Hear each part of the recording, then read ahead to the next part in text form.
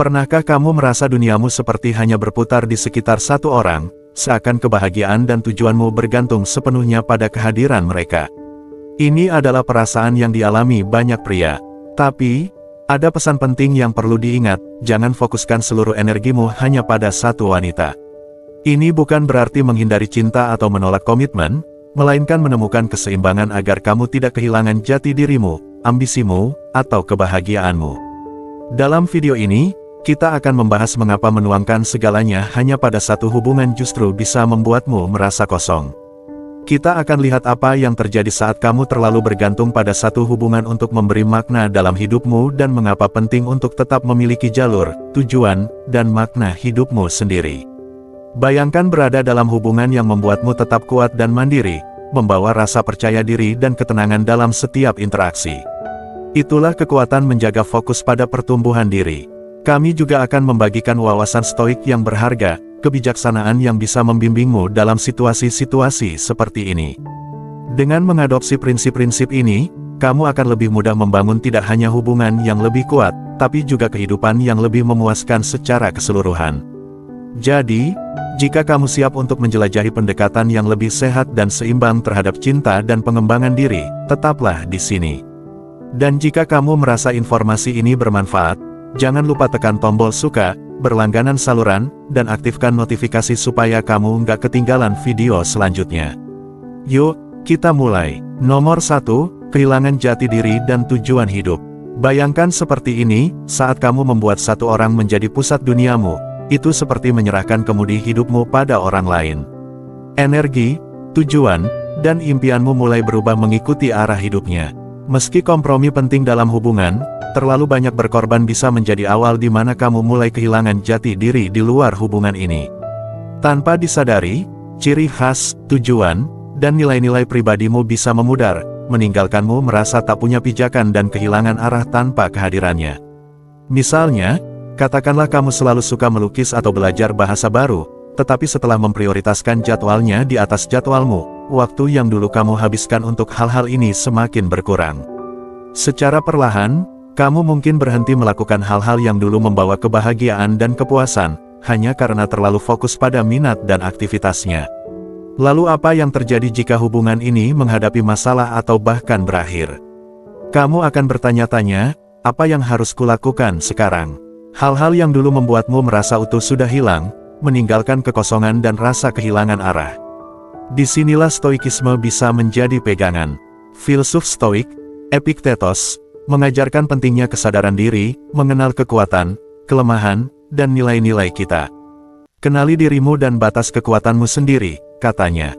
Kata-katanya mengingatkan kita untuk membangun fondasi yang kuat di dalam diri, sehingga kita tetap setia pada diri sendiri terlepas dari hubungan atau situasi eksternal. Jika kamu membiarkan orang lain menjadi pusat identitasmu, kamu menyerahkan kebahagiaan dan harga dirimu pada orang lain, membuat dirimu lebih rentan terhadap kehilangan dan kekecewaan. Sebelum menuangkan seluruh energimu ke satu orang, berhentilah sejenak dan tanyakan pada dirimu, siapa aku di luar hubungan ini? Apa yang ingin kucapai dalam hidupku sendiri? Tentukan tujuanmu, perkuat nilai-nilai pribadimu, dan terus kejar passionmu. Dengan melakukan ini, kamu membawa lebih banyak hal positif dalam hubungan apapun dan menghindari risiko kehilangan diri di dunia orang lain. Kamu tidak hanya menghormati tujuan hidupmu sendiri, tapi juga memberikan dampak positif pada hubungan yang kamu jalani. Mari berhenti sejenak dan renungkan kehidupan kita masing-masing. Apakah ada passion atau tujuan yang telah kamu kesampingkan demi fokus pada orang lain? Hubungan akan berkembang jika masing-masing tetap setia pada diri sendiri. Tanyakan pada dirimu, siapa aku di luar hubungan ini? Terhubung kembali dengan nilai-nilai pribadimu tak hanya memperkuat dirimu, tapi juga memperkaya hubungan apapun yang kamu jalani. Nomor 2, perangkap obsesi dan ketergantungan. Bayangkan ini, kamu sedang menjalin hubungan, dan secara alami kamu ingin membuatnya bahagia. Awalnya tampak wajar, tapi seiring waktu, keinginan untuk menyenangkannya bisa berubah menjadi sesuatu yang lebih intens.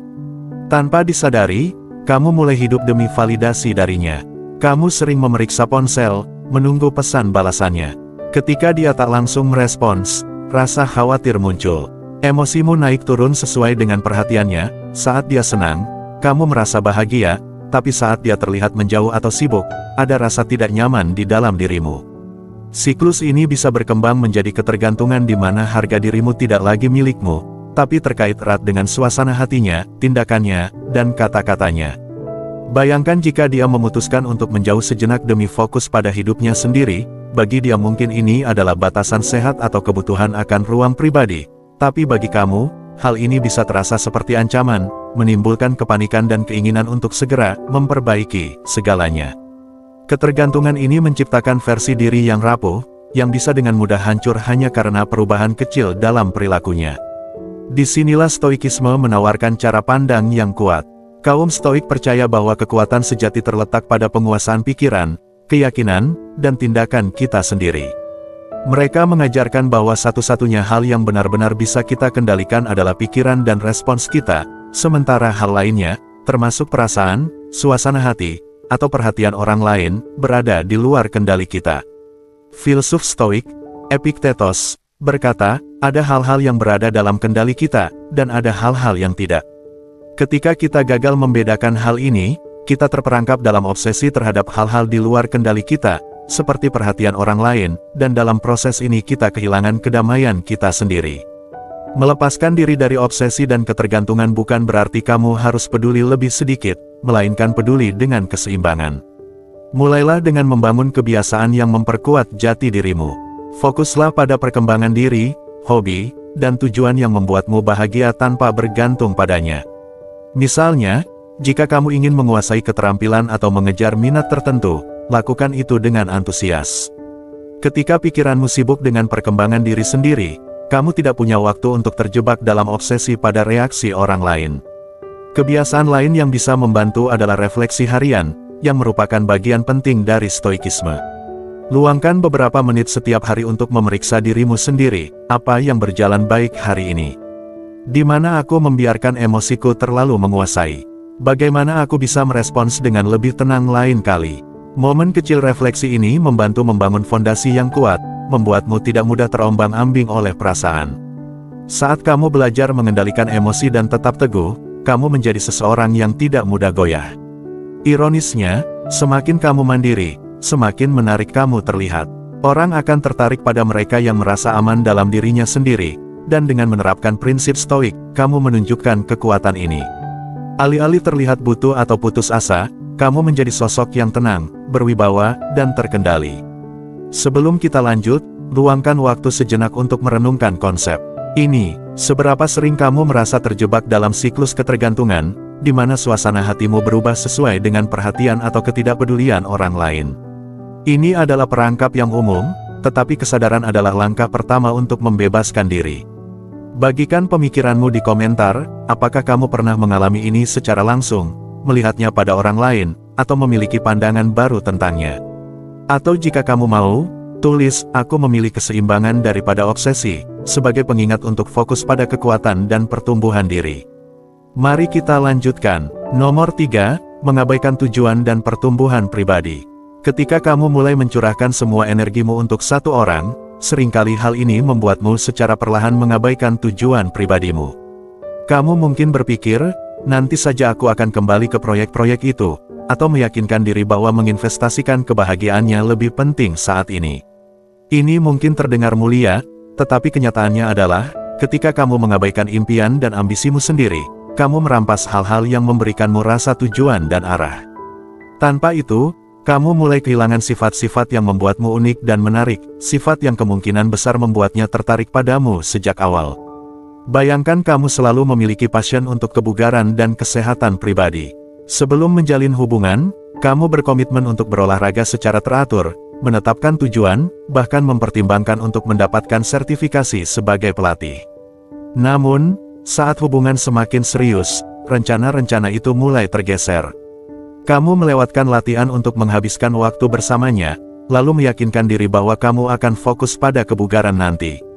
Seiring waktu, dedikasi dan disiplin yang dulu mendefinisikan dirimu memudar, tergantikan oleh pola mengabaikan apa yang benar-benar penting bagimu. Hal ini bisa membuatmu merasa terjebak dan kurang termotivasi, bahkan bisa menimbulkan rasa tidak puas karena kamu tidak lagi mengejar hal-hal yang memberimu kepuasan. Kaum Stoik menekankan pentingnya memiliki tujuan, terutama dalam hal disiplin dan pertumbuhan pribadi. Marcus Aurelius, salah satu filsuf Stoik yang paling dihormati, percaya pada kekuatan untuk tetap berpegang pada tujuan kita, tidak peduli apa yang terjadi di sekitar kita. Dia berkata, jika seorang pria tidak tahu pelabuhan mana yang dituju, tidak ada angin yang menguntungkan. Ini mengingatkan kita bahwa tanpa arah yang jelas dalam hidup kita akan tergantung pada faktor-faktor eksternal, termasuk hubungan. Ketika kamu membiarkan hubungan mengalahkan tujuan pribadimu, itu sama saja dengan melepaskan kompasmu. Stoikisme mendorong kita untuk tetap berkomitmen pada pertumbuhan pribadi, tidak hanya untuk keuntungan kita sendiri, tetapi juga untuk memperkuat kita menghadapi tantangan hidup. Ketika kamu memiliki tujuan yang jelas, kamu membawa rasa stabilitas dan ketenangan ke dalam setiap hubungan. Energi yang terjaga ini menarik, karena menunjukkan bahwa kamu tidak bergantung pada orang lain untuk merasa terpenuhi, kamu sudah merasa puas dengan perjalananmu sendiri. Menjaga tujuan pribadi bukan berarti mengabaikan hubungan. Ini berarti menghadirkan versi dirimu yang lebih lengkap dan percaya diri ke dalam hubungan itu. Mulailah dengan menetapkan batasan yang memberikan waktu untuk mengejar minatmu sendiri. Misalnya, jika kamu sedang mengerjakan sebuah proyek, alokasikan malam atau akhir pekan tertentu untuk pekerjaan itu, tidak peduli seberapa menggoda untuk menghabiskan waktu bersamanya. Komunikasikan secara terbuka tentang ambisimu dan tegaskan bahwa pertumbuhanmu itu penting bagimu. Ketika dia melihat bahwa kamu serius dengan passionmu, dia akan menghargai dedikasi itu dan mungkin bahkan terinspirasi olehnya. Ingatlah, tetap setia pada jalurmu adalah hadiah untuk dirimu sendiri dan juga bukti kekuatan serta integritas yang kamu bawa ke dalam hubungan manapun. Dengan berkomitmen pada pertumbuhan pribadi, kamu mengembangkan rasa diri yang lebih dalam, satu yang tidak goyah oleh perubahan keadaan. Ini adalah fondasi yang bermanfaat bagi semua pihak yang terlibat. Nomor 4, melemahnya kontrol emosi. Salah satu risiko terbesar saat kamu terlalu fokus pada satu orang adalah hilangnya kemampuan untuk mengendalikan emosi. Ketika kebahagiaan atau kedamaianmu bergantung pada perilakunya, kamu akan merasa seperti naik roller coaster, setiap pesan, senyuman, atau keheningannya memiliki kekuatan untuk membuatmu bahagia atau sebaliknya. Bayangkan betapa melelahkannya itu. Satu saat kamu merasa di puncak dunia karena dia memberikan perhatian, lalu di saat berikutnya kamu merasa sedih karena dia terlihat sibuk atau menjauh. Fluktuasi suasana hati dan kestabilan ini bisa menguras energi, mengaburkan pikiran, dan pada akhirnya merampas kedamaian batinmu. Pikirkan skenario ini, kamu sedang menunggu pesan balasannya. Jam demi jam berlalu, dan kamu terpaku pada ponsel, membaca ulang percakapan terakhir kalian dan membayangkan berbagai alasan mengapa dia belum merespons. Pikiranmu langsung melompat ke kesimpulan, mungkin dia marah, mungkin dia kehilangan minat, atau bahkan lebih buruk. Padahal kenyataannya, mungkin dia hanya sibuk atau ponselnya mati. Tetapi karena emosimu terlalu bergantung pada responsnya, imajinasimu pun menjadi liar, menyebabkan kamu menderita lebih karena apa yang kamu bayangkan daripada kenyataan yang sebenarnya. Kaum Stoik percaya dalam membangun kekuatan batin, mengajarkan kita untuk melepaskan diri dari kejadian-kejadian eksternal yang tidak dapat kita kendalikan, termasuk tindakan dan reaksi orang lain. Kutipan Stoik yang terkenal, kita lebih sering menderita dalam imajinasi daripada dalam kenyataan, mengingatkan kita bahwa ketakutan dan kecemasan kita seringkali dibesar-besarkan oleh pikiran, bukan oleh situasi yang sebenarnya. Dengan menanamkan kebijaksanaan ini, kamu bisa belajar untuk menghentikan pikiran dari berputar-putar setiap kali sesuatu tidak berjalan sesuai keinginan. Detasemen emosional dalam pandangan Stoik bukan berarti tidak peduli, melainkan belajar merespons dengan tenang dan logis daripada reaktif. Bayangkan jika kamu merasa nyaman dengan kestabilan diri sendiri, sehingga keheningan sementara atau perubahan suasana hatinya tidak membuatmu panik. Kamu tetap tenang, mengetahui bahwa kesejahteraan dan kebahagiaanmu tidak bergantung pada setiap tindakannya. Salah satu cara untuk melatih ini adalah dengan terus mengingat hal-hal yang bisa kamu kendalikan, pikiran, tindakan, dan emosimu sendiri. Ketika kamu berhenti mengandalkan satu orang untuk merasa utuh, kamu membangun ketahanan internal yang membuatmu tidak mudah kecewa. Jadi, jika suatu hari dia terlihat menjauh, kamu tidak langsung panik. Kamu bisa tetap tenang dan menilai situasi secara logis. Kamu mulai menghargai keberadaannya tanpa membiarkan dirinya mendefinisikan lanskap emosionalmu. Dengan fokus pada membangun kemandirian emosional ini, kamu sebenarnya menjadi lebih menarik. Ketika kamu tidak butuh atau terlalu bergantung, kamu memancarkan kepercayaan diri dan ketenangan, kualitas yang secara alami menarik orang. Harga dirimu tidak tergantung pada reaksinya, dan itu membuatmu menjadi pribadi yang aman dan penuh daya tarik. Seorang pria yang bisa tetap seimbang, terlepas dari tindakan orang lain, adalah pria yang mendapat rasa hormat dan kekaguman. Jika kamu sudah membaca sejauh ini, luangkan waktu sejenak untuk merenungkan apa yang telah kita bahas. Pikirkan dampak menjaga emosi tetap terkendali dan mempertahankan kestabilan diri, terlepas dari tindakan orang lain. Bagaimana menerapkan perspektif stoik ini bisa mengubah pengalamanmu dalam hubungan? Jika kamu merasa terinspirasi, bagikan pemikiranmu di komentar, atau jika kamu lebih suka, cukup ketik, "Aku memilih ketenangan." Meninggalkan komentar bukan hanya untuk keterlibatan, itu adalah langkah kecil untuk berkomitmen pada pola pikir ini, mengingatkan diri dan orang lain tentang kekuatan kedamaian batin. Nomor 5, berkurangnya lingkaran sosial dan hilangnya kesempatan. Bayangkan kamu berada dalam hubungan baru dan semuanya terasa begitu menyenangkan. Kamu ingin menghabiskan setiap momen bersamanya, dan sedikit demi sedikit, kamu mulai menolak rencana dengan teman, menunda pertemuan keluarga, serta melewatkan acara networking atau acara sosial terkait pekerjaan. Awalnya, hal ini tampak sepele. Kamu bahagia, dan itu yang terpenting, bukan? Tetapi seiring waktu, keputusan-keputusan kecil ini menumpuk. Dunia yang tadinya penuh dengan koneksi beragam mulai menyempit. Teman-teman berhenti menghubungi karena kamu selalu sibuk, keluarga mulai menyadari kehadiranmu, dan relasi profesional yang dulu kamu jaga mulai memudar. Pembatasan dunia sosialmu ini tidak hanya membuatmu semakin bergantung padanya, tetapi juga mengurangi peluangmu untuk melihat perspektif baru, ide-ide segar, dan kesempatan-kesempatan yang berharga. Ketika kamu terisolasi, pertumbuhan dirimu menjadi terbatas karena kamu tidak lagi terlibat dengan berbagai pengalaman yang memperkaya hidupmu. Ironisnya, isolasi ini sebenarnya bisa merusak hubungan itu sendiri. Tanpa kehidupan sosial yang seimbang, kamu berisiko menaruh beban terlalu besar padanya untuk memenuhi semua peran yang biasanya didukung oleh jaringan sosial yang luas, teman, tempat curhat, mentor karir, hingga dukungan keluarga, semuanya jadi bergantung padanya.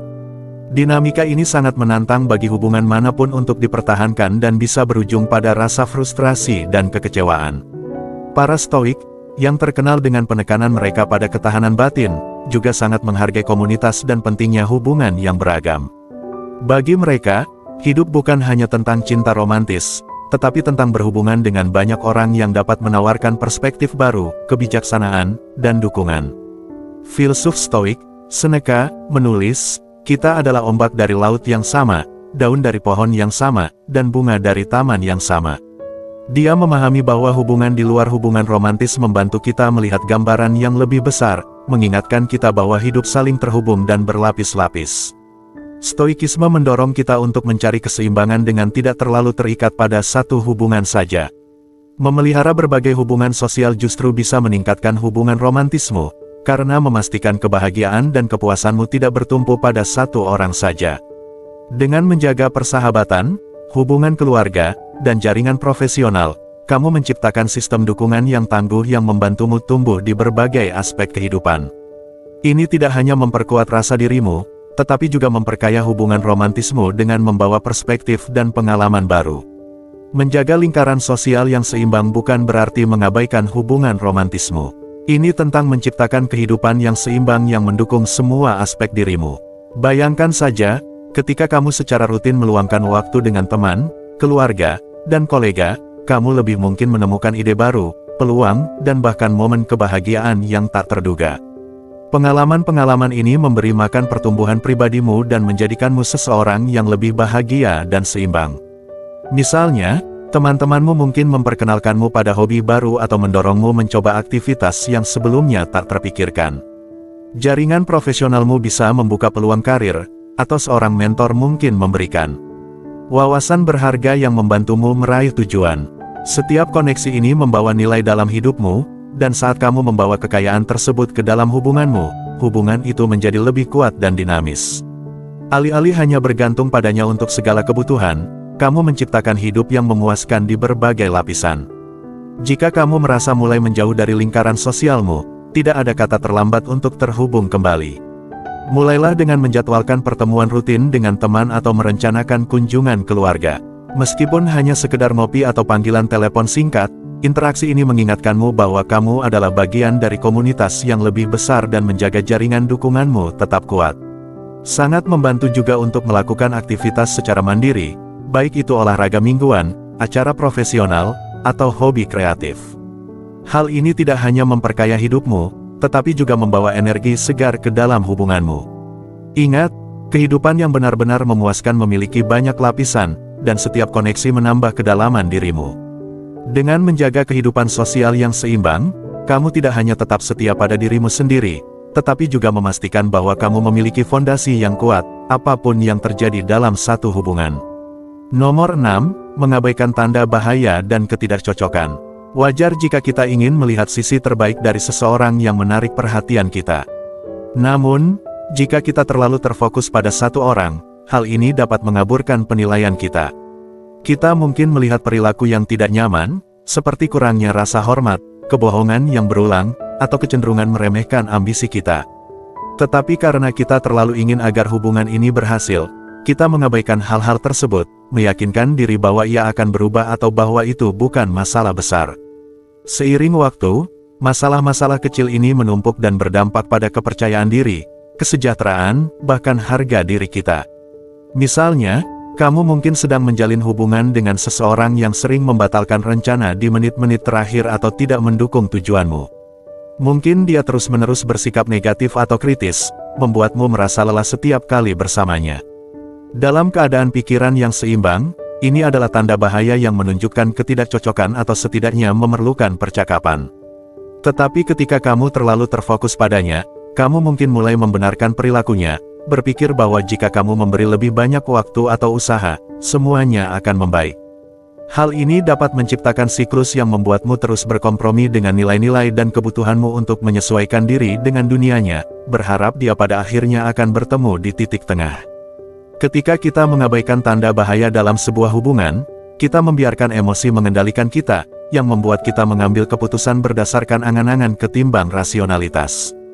Kaum Stoik mengingatkan kita bahwa kekuatan sejati berasal dari stabilitas dan kejernihan batin. Jika sebuah hubungan lebih membawa kebingungan daripada kejelasan, ada baiknya untuk mempertanyakan apakah hubungan tersebut selaras dengan nilai-nilai kita. Mengabaikan tanda bahaya tidak hanya menyebabkan hubungan yang tegang tetapi juga dapat membuat kita kehilangan rasa hormat terhadap diri sendiri karena kita mengabaikan apa yang sebenarnya pantas kita dapatkan. Salah satu kesalahan terbesar yang sering dilakukan orang ketika terlalu terfokus pada satu orang adalah mengabaikan penilaian diri. Dalam hati, kamu tahu ketika perilaku tertentu tidak sejalan dengan nilai-nilai diri, tetapi rasa takut akan kesendirian atau kehilangannya membuatmu tetap bertahan. Hal ini merusak standar diri dan menciptakan lingkungan di mana kamu terus-menerus meragukan diri, yang bisa sangat melelahkan secara emosional. Menyadari tanda bahaya dan tetap berpegang pada standar diri bukan berarti kita bersikap keras atau terlalu kritis, melainkan menjaga kesejahteraan diri. Mulailah dengan rutin memeriksa perasaan sendiri. Tanyakan pada diri, apakah aku merasa terpenuhi dan dihargai dalam hubungan ini? Atau, apakah ada perilaku yang konsisten membuatku merasa tidak nyaman? Dengan jujur pada diri sendiri, kamu bisa menilai apakah hubungan ini sesuai dengan nilai-nilai atau justru tidak sehat. Ketika kita mengabaikan tanda bahaya, kita membangun hubungan di atas ilusi, di mana kita terus mencoba untuk membuat semuanya sesuai daripada membiarkannya berkembang secara alami. Hubungan yang dibangun atas kecocokan sejati bersifat mendukung dan memuaskan, sedangkan yang didasari pada angan-angan seringkali berujung pada kekecewaan dan frustrasi. Dengan tetap berpegang pada kenyataan, kita tidak hanya menghormati diri sendiri tetapi juga memberikan kesempatan bagi setiap hubungan untuk tumbuh secara sehat. Ingatlah, mengabaikan tanda bahaya tidak melindungi kita dari patah hati, sebaliknya, hal itu seringkali menyebabkan patah hati. Hubungan yang didasari kejelasan dan saling menghormati jauh lebih memuaskan daripada yang dibangun atas kompromi dan rasionalisasi. Jadi, percayalah pada penilaian diri, pertahankan standar, dan temukan kekuatan dalam melihat segalanya sebagaimana adanya. Dengan begitu, kita bukan hanya melindungi hati, tetapi juga memastikan bahwa hubungan apapun yang kita jalani adalah hubungan di mana kedua belah pihak dapat berkembang tanpa ilusi dan penuh rasa hormat. Beberapa hubungan mungkin menonjolkan kualitas yang sebelumnya tidak kita anggap penting, seperti selera humor yang sama atau rasa ingin tahu secara intelektual. Di sisi lain, ada hubungan yang menunjukkan hal-hal yang tidak bisa kita kompromikan, seperti kepercayaan dan saling menghormati. Meluangkan waktu untuk berkencan dengan terbuka bukan berarti main-main atau menghindari komitmen, melainkan cara untuk mengenali diri sendiri. Setiap hubungan memberikan kesempatan untuk melihat diri dari sudut pandang baru dan lebih memahami nilai, tujuan, dan kebutuhan emosional kita. Dengan menjelajahi berbagai koneksi, kita bisa memperjelas apa yang melengkapi hidup kita, sehingga ketika memilih komitmen, itu terjadi dengan penuh kesadaran dan tujuan, bukan karena tergoda atau mengikuti harapan masyarakat. Ini adalah cara untuk lebih mengenal diri sendiri dan orang lain dengan penuh kehati-hatian. Pendekatan ini memastikan bahwa saat kita memilih untuk berkomitmen, itu datang dari tempat yang penuh kesadaran diri dan keinginan tulus, bukan karena takut sendirian atau terburu-buru. Berikut ini adalah cara untuk memperluas cakrawala romantis dengan lebih bijaksana. 1. Tetapkan niat yang jelas. Sebelum berkencan dengan beberapa orang, jujurlah pada diri sendiri dan mereka tentang niatmu. Sampaikan bahwa kamu sedang mengeksplorasi dan membutuhkan waktu untuk memahami apa yang benar-benar cocok bagimu. Kejujuran ini menciptakan landasan yang saling menghormati.